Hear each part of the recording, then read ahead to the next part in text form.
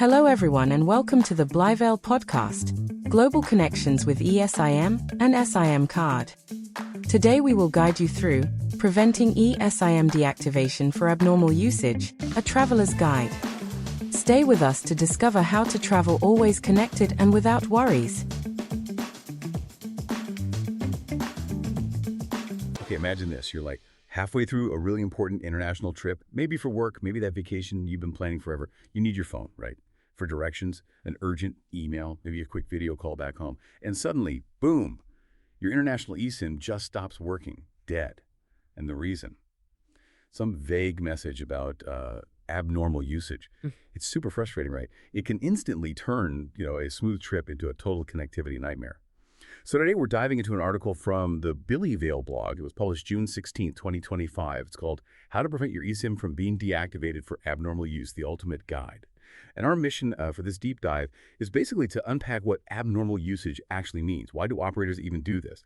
And most importantly, how can you avoid these problems and keep that international connection running smoothly? Yeah, absolutely. If you've ever had that moment of panic, losing connection abroad, or even if you're just curious about how these international services work behind the scenes, you're definitely in the right place today. We're going to try and give you everything you need to sort of navigate this landscape with a bit more confidence, turn those potential headaches into, smooth sailing, hopefully.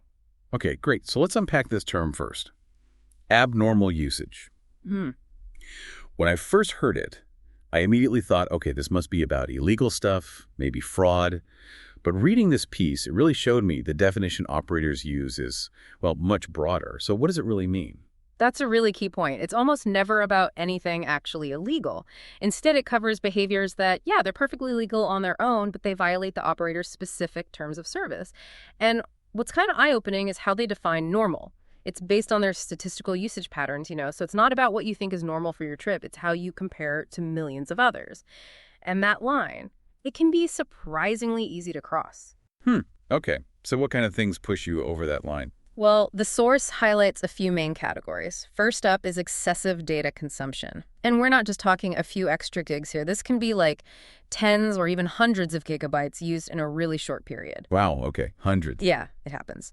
Then there's massive downloads and heavy streaming. So think downloading huge work files, maybe streaming 4K movies for hours and hours, or using cloud backup services that are just constantly syncing massive amounts of data. The background stuff you forget about. Exactly. And another really big one, often underestimated, is hotspot misuse.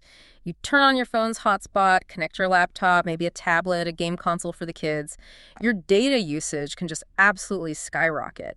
And operators watch this closely because, from their perspective, it might look like you're using a personal eSIM for business purposes, like running a mobile office. Right, using it like a fixed broadband line almost? Precisely. And finally, there are what they call suspicious usage patterns. Things like maybe simultaneous connections from several devices, or lots of network activity late at night for long stretches, or just using that eSIM as the main connection for really data-heavy business tasks instead of just, for travel convenience. Okay, so just to kind of sum that up, abnormal usage isn't really about doing illegal things. It's more about breaking this sort of unspoken agreement with the operator, using a mobile personal service in a way it wasn't designed for, like a business line or something. Is that fair? That's a perfect way to think about it, yeah. You're deviating from the typical profile that the network and the pricing plan were built to handle. Your personal eSIM suddenly starts acting like a big corporate data pipe, and that's just not what it's for. Okay, that makes sense. So we know what it is now. But why do operators have these rules? Why actually deactivate eSIMs for this? Well, the short answer is basically network protection and keeping their business model working. Economic sustainability. Mobile operators, they design their networks and their price plans based on average statistical usage. Right, averages. Exactly. So when one person starts using way, way more data than average, it's kind of like, imagine a shared water pipe. If one house just opens all taps full blast, it affects the pressure for everyone else. It can actually saturate the local network cells, the towers, which literally slows down the connection for all the other users connected nearby. Okay. So my heavy use could actually make someone else's phone slower. Precisely. And beyond that, it generates costs for the operator. Running that network isn't free. If your usage costs them more than the revenue from your plan, that's not a good business model. And there's another layer. International roaming agreements. You heavy usage could violate the deals your home operator has with the local network you're using abroad. So if you look at the bigger picture, it's really about maintaining a stable, reasonably priced service for everybody, not just about punishing one heavy user. I get the network protection side, I do. But it still feels a bit, I don't know, rough on the user, doesn't it? Especially if they're just using a lot of data for perfectly legitimate reasons, maybe work video calls or something. Is there really no middle ground? Is just cutting people off the only way? That's a really valid point, and yeah, it highlights the tension here. The big challenge for operators is telling the difference between someone who's just a genuinely heavy personal user and someone who's, say, abusing the system or using it commercially. Under the current models for most operators, that consistent, really high usage does impact service quality for others, and that's, their main concern. It is a tough balancing act, which is why, actually, some are starting to explore more advanced solutions, which I think we'll get into later. Okay, looking forward to that. But first, this deep dive gives what might be the most crucial piece of advice. You have to read the terms of service. And it's not just about checking the price or how many gigabytes you get, is it? It seems like the real risks are buried in that fine print. Oh, absolutely. Taking a few minutes to actually look at the important parts of the T&Cs can save you so many headaches later on. You really need to look for things like fair use limits. These are the actual data thresholds, often not shouted about in the ads, beyond which they consider your use abnormal. Right, the hidden limits. Exactly. Also, check their hotspot policies. Is using your phone as a hotspot even allowed? If it is, are there limits, like how many devices, or maybe they throttle the speed when you share? Good point. What else? You also need to look closely at their definition of commercial use. Some operators are very explicit. You cannot use this consumer eSIM for business activities or as the main internet connection for an office. And finally, understand the suspension procedures. All right. How do they suspend you? When? Do they give you a warning first? What's the process to get reactivated? Yeah. It really raises a big question, though. How transparent are operators actually being about all these critical details? You often really have to dig for them. Yeah, seems like it.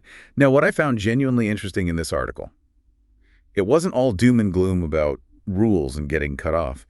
It mentioned an operator, Billaville, that's apparently trying something different, a more user-friendly way. Tell us about their system. What makes it stand out? Yeah, the bail-avail approach is a really interesting alternative to just pulling the plug immediately. Instead of simple deactivation, they've built what they call an intelligent throttling system. It involves continuous monitoring, so they're always tracking usage, but without interrupting your service, just to check. Okay, so they watch but don't necessarily act right away. Exactly. Then, if they do detect usage patterns they consider abnormal, instead of cutting you off entirely. The system starts a gradual speed reduction. Your connection just gets slower, but crucially, you stay connected. You can still send a message or check a map, just maybe not stream 4K video. Ah, that sounds much better than just nothing. It is. And then there's an auto reset. After 24 hours of this reduced speed, it automatically goes back to normal. This lets you keep using the service without that total disconnection panic. Another key difference they mention is centralized control. The decision to throttle or suspend is made by Billaville itself, not the local network provider in the country you're visiting. That potentially means more consistency and transparency for you, the user. Yeah. Overall, I think this kind of approach is a significant step forward for the user experience. It avoids that awful feeling of being completely stranded without data at a critical moment. That really does sound fantastic. Okay, so we've figured out what abnormal usage means, why operators enforce these rules, and that knowledge alone is pretty powerful, right? But what's next? What are the really practical things listeners can do, like starting today, make sure this doesn't happen to them? Let's get into those smart data strategies. Absolutely. Okay, first up, intelligent data management. You need to keep an eye on your consumption. Use your phone's built-in data tracking tools, or maybe download a third-party app. Set alerts if you can. Be proactive, basically. Yes. Also, optimize your apps. Go into settings and disable automatic app updates over mobile data. Turn off automatic cloud syncing for photos or files while you're roaming. Set video streaming quality to auto or even low. Little tweaks make a difference. And, this might sound obvious, but use Wi-Fi whenever you can. Hotels, airports, cafes. Even if your eSIM have loads of data, using Wi-Fi helps keep your eSIM's usage profile looking normal. Okay, good tips. What else? Second big area, responsible hotspot use. If you do need to use the hotspot feature, try to limit connected devices, just the essentials.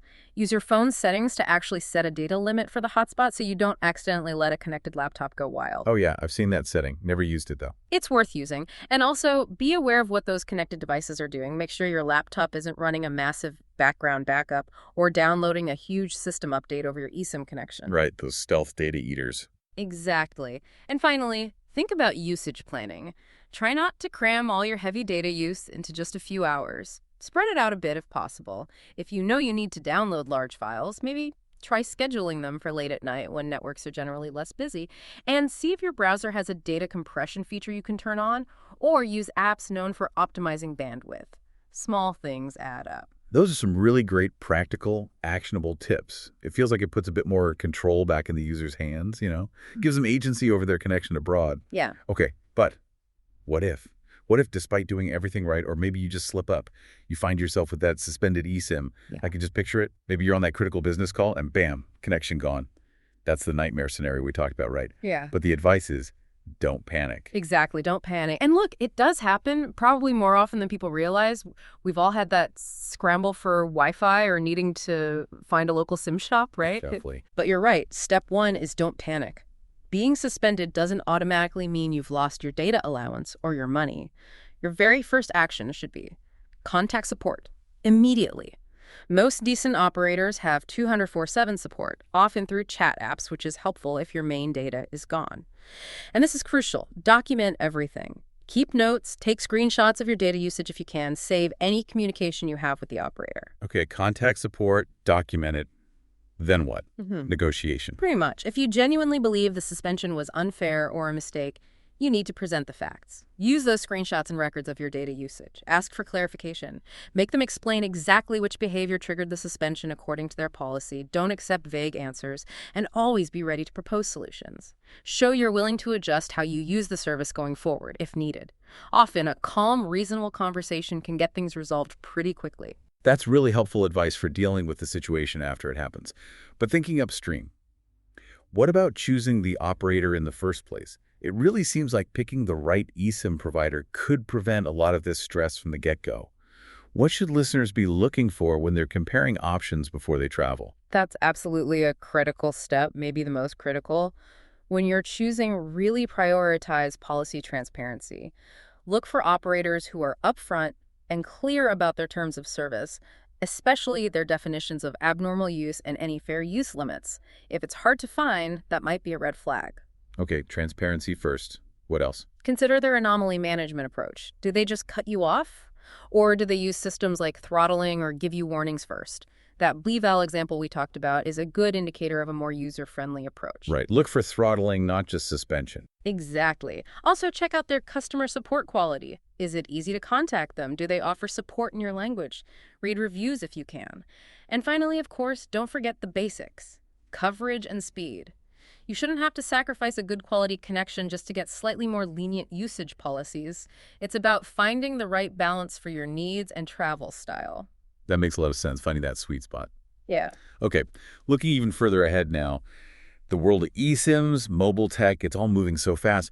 Are there new technologies coming down the pipe that might actually make this whole concept of misuse or abnormal usage kind of obsolete? It's a really exciting area, actually. Things are definitely evolving. One big trend is the use of artificial intelligence and machine learning. The more advanced operators are already using AI systems that are getting much, much better at understanding context. They can start to distinguish between someone who's just legitimately using a lot of data for personal reasons versus actual abuse or commercial use. This should mean fewer false positives, fewer unfair suspensions. Smarter enforcement. Exactly. Then there's experimentation with dynamic plans. Imagine tariff plans that could automatically adjust based on your real-time consumption. Maybe your data cap increases or your speed changes dynamically based on what you're doing. If plans become truly adaptable, the whole concept of abnormal usage might just fade away because you'd simply be billed accurately for whatever you use. Wow, pay-as-you-go on steroids almost. Kind of. And looking even further out, some are exploring blockchain technologies. The idea is that blockchain could bring much greater transparency and maybe even user control over how usage is monitored and how suspension decisions are made, though that's probably a bit further off. But it does raise a fascinating question, doesn't it? As AI gets better at tracking us and plans become more dynamic, are we moving towards a future where mobile data feels less like a fixed product we buy and more like a utility, like electricity, that just adapts to our needs moment by moment? That's a really interesting thought. Okay, so wrapping things up then. It seems avoiding that dreaded eSIM deactivation for abnormal use isn't necessarily super complicated, but it definitely requires awareness and a bit of planning. You can't just assume unlimited means truly unlimited in every sense. The key takeaway really seems to be about finding that balance, right? Using your connection for what you need, sure, but always being mindful of the operator's terms, the fine print. eSIM tech is amazing for travel. It's revolutionary, really. But like any tech, it has rules. Understanding them is key. Absolutely. At the end of the day, the best tool you have is knowledge. Understanding how this whole ecosystem works, the networks, the operators, the agreements. And maybe think about this, a stable, reliable connection when you're abroad. It's often not just a convenience anymore, is it? In today's world, it's frequently a necessity. So what more can we learn, or maybe what steps can you personally take next time to make absolutely sure that that essential connection is always there for you, no matter where your travels might lead? We have reached the end of our podcast episode on Preventing eSIM Deactivation for Abnormal Usage, a Traveler's Guide. I hope it was useful to you. Don't forget to subscribe to the podcast and visit blivale.com for more tips and solutions. Thanks for listening, and until the next connection.